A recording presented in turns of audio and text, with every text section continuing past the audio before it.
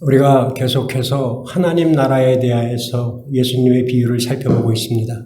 지난주에 저희가 비밀이라는 제목으로 하나님 나라를 살펴보았다면 오늘은 가치라는 제목으로 하나님 나라에 대해서 알아보도록 하겠습니다.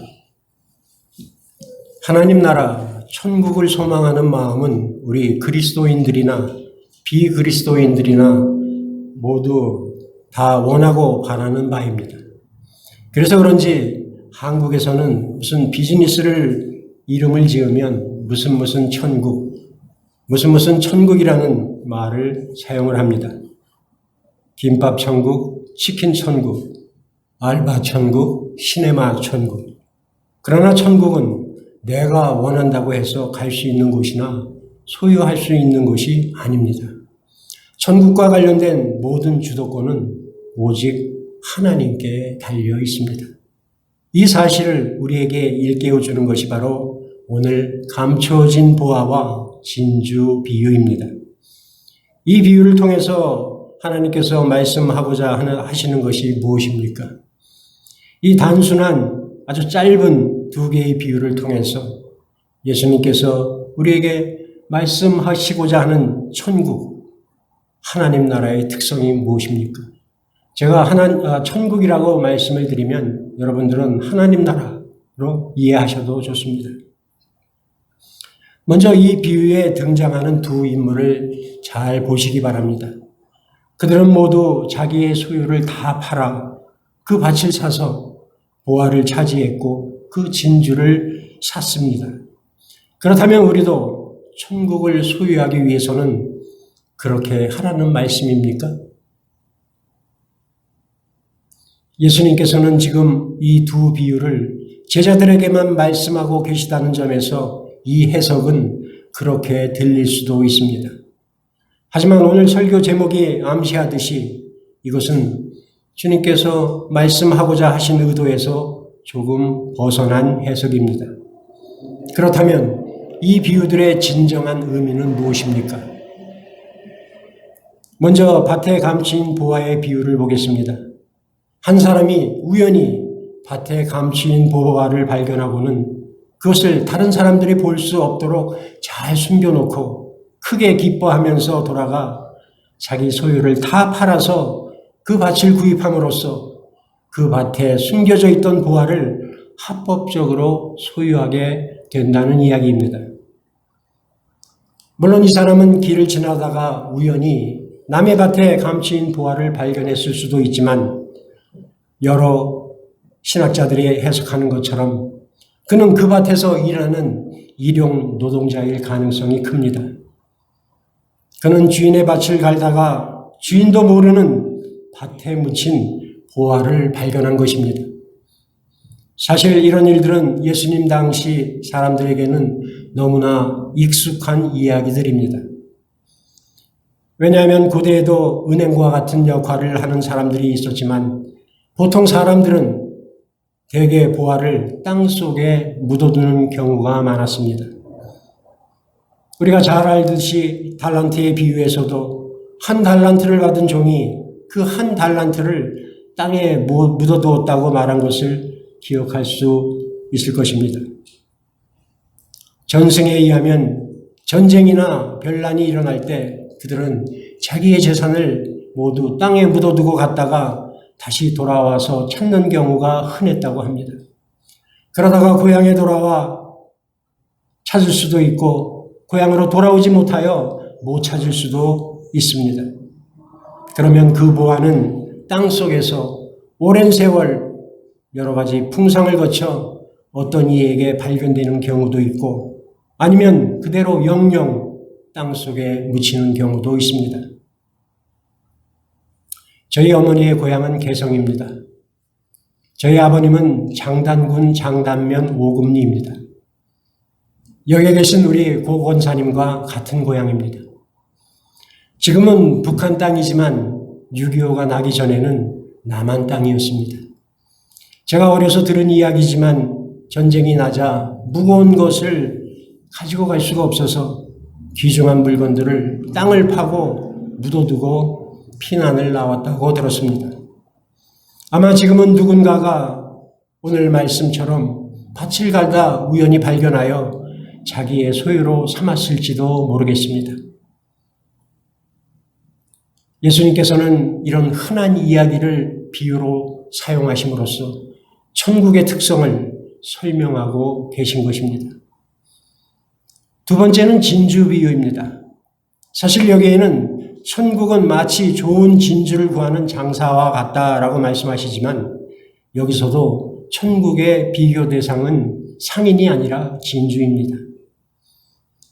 당시 고대 근동에서 진주는 대단한 금속이었습니다. 요즘처럼 양식이 아니라 위험을 무릅쓰고 깊은 바닷속에 들어가 자연에서 채취한 것이니 그 가치가 어마어마하게 컸을 것입니다. 그러므로 이 비유에서 예수님께서 말씀하신 값진 진주 하나는 이런 것을 염두에 두고 생각해 보아야 합니다.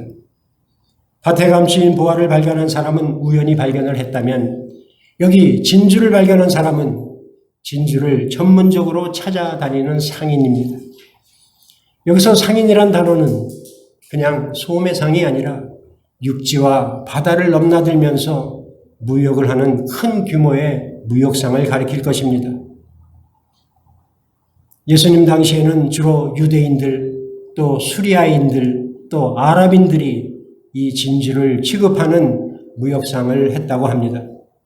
이런 사람들이 값진 진주 하나를 발견하게 된다면 그는 당연히 자기가 가지고 있던 모든 진주와 집과 토지를 다 팔아서라도 그 진주를 사려고 할 것입니다. 왜냐하면 그것의 가치는 너무나 크고 놀라워 그것을 소유한다면 손해보는 장사가 아니라는 사실을 잘 알기 때문입니다. 이 두 비유는 서로 비슷하지만 분명한 차이점이 있습니다. 한 사람은 우연한 기회에 보화를 발견했고 또 한 사람은 적극적으로 그것을 구하고 찾다가 값진 진주를 발견했습니다. 복음을 듣고 구원을 얻어 하나님 나라의 백성이 되는 양상은 사람들마다 조금씩 다 다를 것입니다. 어떤 사람은 우연한 기회에 복음을 듣고 회심을 합니다. 또 어떤 사람은 오랜 세월 신앙생활은 했지만 예수님을 만나지 못하고 종교 생활만을 하다가 늦게야 비로소 구원을 얻는 사람도 있습니다. 반면에 어떤 사람은 마지막 날까지도 구원을 받지 못하는 사람도 있을 것입니다. 그러면 우리는 이렇게 생각해 볼 수 있습니다. 우연히 발견한 사람은 열심히 찾고 추구하다가 발견한 사람에 비하면 얼마나 복된 사람일까? 아무 노력도 하지 않고 쉽게 그것을 찾지 않았는가? 그러나 사실 중요한 것은 우연이든 열심을 추구했던 그것이 문제가 아닙니다. 우리가 볼 때는 이런 양상들이 분명히 존재하지만 교리적으로 엄밀하게 말씀을 드리면 이 두 경우는 모두 성령의 은혜의 사역이 있었다는 것을 전제하고 있습니다. 만약 성령의 사역이 없었다면 보화와 진주의 가치를 알지 못했고 또 모든 소유를 다 팔아서 사려는 결단을 할 수 없었을 것입니다. 우리가 외면적으로 보는 것은 그 사람이 발견하고 가서 자기 재산을 다 팔아서 사는 단순한 상행이지만 성령께서 은밀하게 그들의 심령 안에 역사하신 그 사실을 우리는 보아야 한다는 것입니다. 이것을 증명하는 말씀이 있습니다. 고린도전서 2장 12절 14절입니다. 제가 읽어드리겠습니다.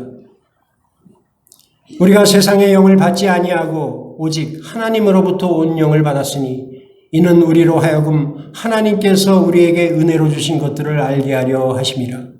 우리가 이것을 말하거니와 사람의 지혜가 가르친 말로 아니하고 오직 성령께서 가르치신 것으로 하니 영적인 일은 영적인 것으로 분별하느니라.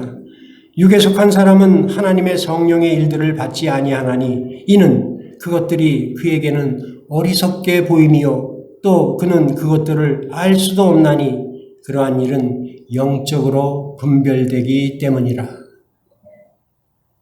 여기서 보화와 진주는 세상의 눈으로 볼 때 그냥 보화이고 진주가 아닙니다.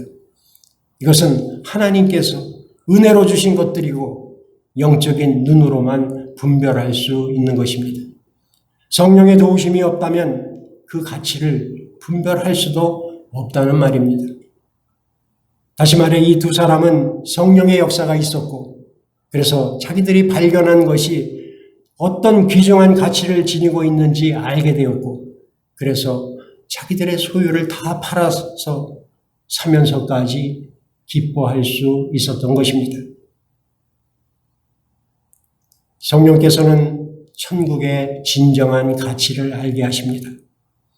성령께서 중생시킨 사람은 천국의 가치 앞에서 이 세상은 아무것도 아니라는 것을 깨닫게 됩니다. 왜냐하면 내 안에 계시는 성령께서 그 가치를 알게 하셨기 때문입니다. 성경에는 보화와 진주를 발견한 사람들의 고백이 많이 기록되어 있습니다. 대표적인 몇 사람을 제가 예로 들겠습니다. 하나님의 사람이라고 하는 다윗은 시편 84편 10절에 주의 궁정에서의 한 날이 다른 곳에서의 첫날보다 나은즉 악인의 장막에 사는 것보다 내 하나님 성전 문지기로 있는 것이 좋사오니라고 했고 또 시편 119편 127절에 그러므로 내가 주의 계명들을 금 곧 순금보다 더 사랑하나이다 라고 고백을 했습니다. 반면에 사도 바울도 빌립보서 3장 7절 9절에 이렇게 고백합니다. 그러나 무엇이든지 내게 유익하던 것을 내가 그리스도를 위하여 다 해로 여길 뿐더러 또한 모든 것을 해로 여김은 내 주 그리스도 예수를 아는 지식이 가장 고상하기 때문이라. 내가 그를 위하여 모든 것을 잃어버리고 배설물로 여김은 그리스도를 얻고 그 안에서 발견되게 함이니라. 이런 고백들이 그들의 어떤 지식을 학습해서 획득했기 때문이 아니라 성령께서 그들을 거듭나게 하셨기 때문에 가능한 고백들입니다. 이런 성령의 역사가 오늘 말씀하신 예수님의 두 비의 전제가 되어 있는 것입니다. 이 두 사람은 모두 자기의 소유를 다 팔아서 그 밭과 진주를 샀습니다. 우리는 베드로와 안드레가 그물을 버려두고 예수님을 따랐고 또 요한과 야고보가 배와 아버지를 버려두고 예수님을 쫓은 것을 잘 압니다. 예수님께서 이렇게 말씀하십니다. 우리 같이 합독하도록 하겠습니다. 누구든지 나를 따라오려거든 자기를 부인하고 자기 십자가를 지고 나를 따를 것이니라. 누구든지 제 목숨을 구원하고자 하면 잃을 것이요 누구든지 나를 위하여 제 목숨을 잃으면 찾으리라. 이것은 단지 소유만을 팔 것을 말씀하는 것이 아닙니다. 생명을 잃을 것을 각오하고 목숨을 내놓고 나를 따르라는 말씀입니다. 여러분들은 그런 마음을 가지고 계십니까? 우리는 재물 많은 청년의 이야기를 잘 합니다. 재물이 많은 청년이 예수님께 와서 묻습니다. 선생님, 내가 무슨 선한 일을 하여야 영생을 얻으리이까? 예수님께서는 내가 온전하고자 할진대 가서 내 소유를 다 팔아 가난한 자에게 나눠주고 그러면 하늘에서 보화가 내게 있으리니 그리고 와서 나를 따르라. 그러자 이 청년은 재물이 많으므로 이 말씀을 듣고 근심하며 떠나갔다고 했습니다. 부자 청년이 떠난 후 옆에 있던 베드로가 예수님께 묻습니다. 우리가 모든 것을 버리고 주님을 따라 싸운즉 우리는 무엇을 얻으리이까? 예수님께서 이렇게 말씀하십니다. 내가 진실로 진실로 너에게 이르노니 세상이 새롭게 되어 인자가 자기 영광의 보좌에 앉을 때 나를 따르는 너희도 열두 보좌에 앉아 이스라엘 12지파를 다스리 심판하리라. 또 내 이름을 위하여 집이나 형제나 자매나 부모나 자식이나 전토를 벌인 자마다 여러 배를 받고 또 영생을 상속하리라. 모든 것을 버리고 예수님을 따라온 베드로와 제자들은 마치 이 두 비의 주인공들 같이 이미 값진 것을 횡재한 사람들이라고 해야 옳을 것입니다. 오늘 본문의 두 비유가 강조하는 바 그들이 보화와 진주의 가치를 알게 되었기 때문에 기뻐서 그렇게 한 것입니다. 누구라도 그 가치를 제대로 알기만 하면 그렇게 많은 비용을 지불하고서라도 보화와 진주를 살 것이라는 말씀입니다.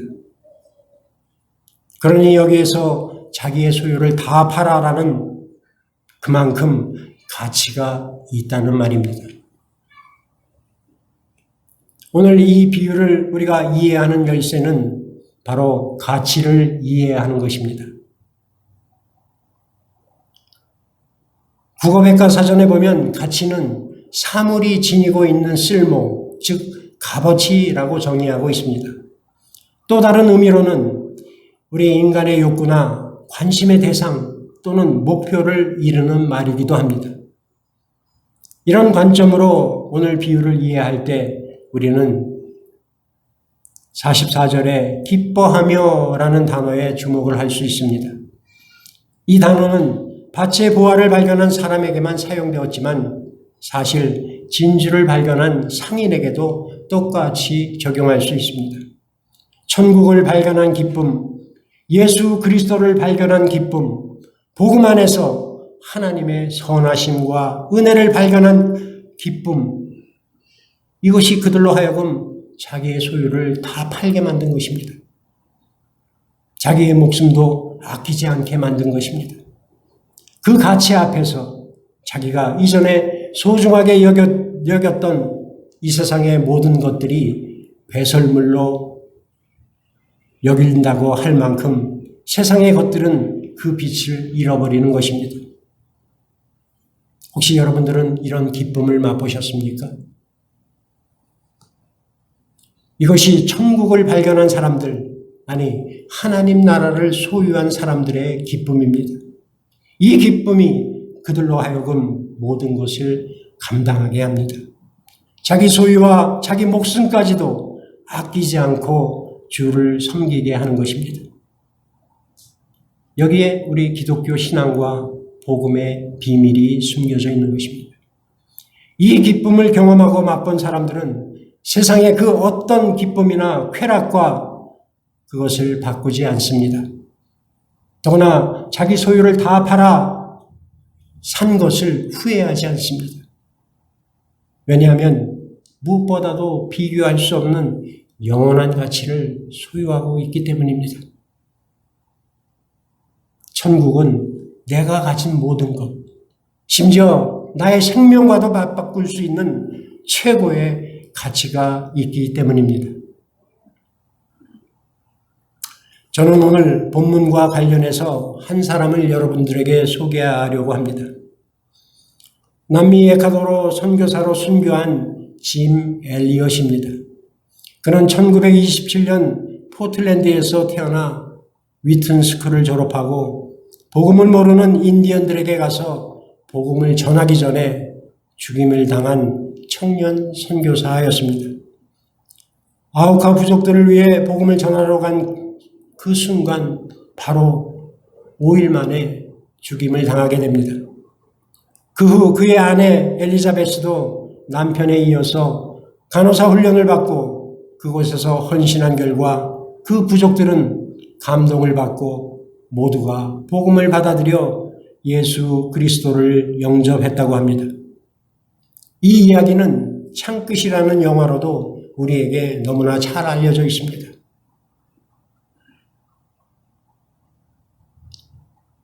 선교사가 순교 후 그의 부인에 의해 공개된 그의 일기장에 기록된 내용입니다. 주님, 성공하게 하소서. 높은 자리에 오른다는 것이 아니라 제 삶이 하나님을 아는 가치를 드러내는 전시품이 되게 하소서. 하나님, 제가 감히 하나님께 기도합니다. 이 부족한 나의 나무 토막 같은 인생에 불을 붙여 주소서. 제가 주를 위해 탈 수 있도록 나의 삶을 주께서 소멸시켜 주소서. 이 몸은 주의 것입니다. 나는 오래 사는 것을 원치 않습니다. 완전하고 풍성한 삶을 살기를 원합니다. 바로 주님과 함께.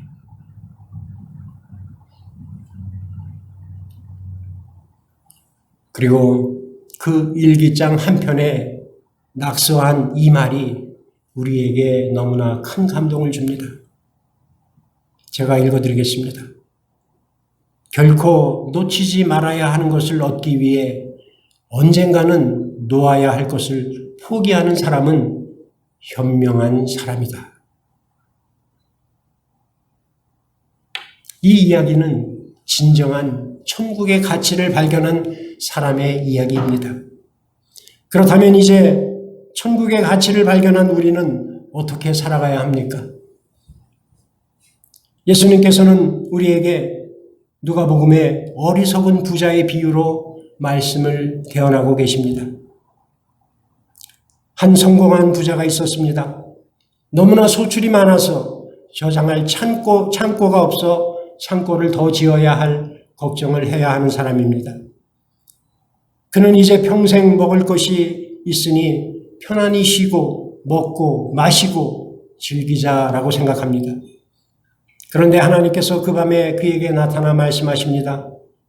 어리석은 자여, 오늘 밤에 내 영혼을 도로 찾으리니 그러면 내가 준비한 그 모든 것이 누구의 것이 되겠느냐?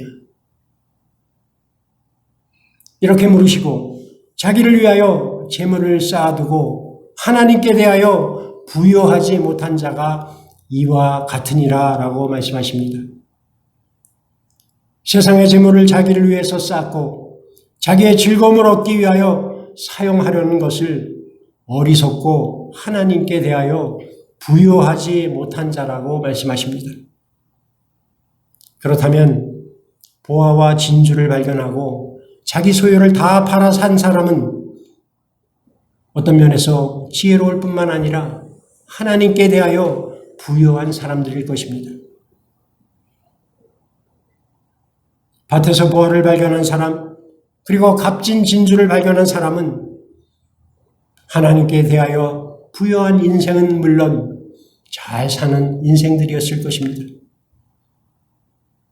그들은 억지가 아니라 그 진정한 가치를 알았기에 그렇게 행동했습니다.